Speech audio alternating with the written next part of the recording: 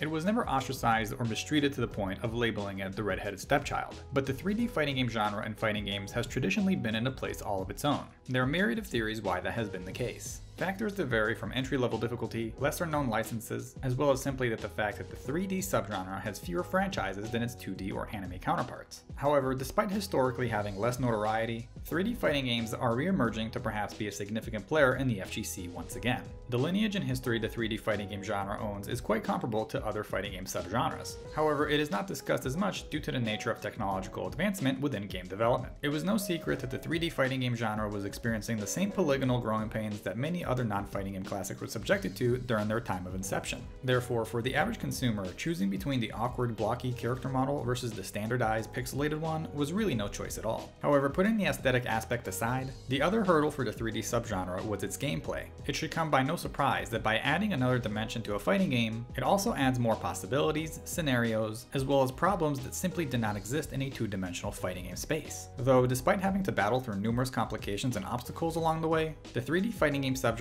continued to pull through. It was very much handicapped in the beginning, considering there was yet to have been a proven blueprint for what makes a subgenre successful. Many franchises have come and gone, all experimenting with different mechanics as well as different ways to present the 3D space, which in hindsight pioneered many 3D elements we experience today. However, with the roaring success of the 2D fighting game subgenre and the industry having a bottom line, it left the door open for only a few 3D fighting game franchises. Though, despite being lesser in numbers, 3D fighting games like Virtua Fighter, Soul Calibur, Tekken, and Dead or Alive made a name for themselves in the FGC with originality and quality. Considering the strong competition from the traditional 2D fighting game subgenre, with historic franchises like Street Fighter and the King of Fighters, the 3D fighting game subgenre was doing its best to compete. However, fast forwarding to recent history in the so-called Street Fighter 4 era, it is safe to say that the 3D fighting game subgenre took a bit of a hit. The Virtua Fighter series was on its last legs and eventually fell out of prominence. Similarly, the Dead or Alive series also tumbled down, and though it wasn't from prominence, it certainly fell from grace. The Soul Calibur and Tekken franchises experimented with their mechanics after successful runs in previous games, and although they didn't take as hard of a hit compared to their other two 3D counterparts, they simply couldn't afford any kind of dip considering the divide Street Fighter 4 had started within the FGC. The incredible hold of attention Street Fighter 4 had on the FGC, in addition to the anime fighting game subgenre gaining popularity, traditional 2D games outside of Street Fighter still being in the mix, and the 3D subgenre not being up to par compared to previous years, all resulted in the 3D fighting game space taking a back seat once again with regards to reach in the FGC.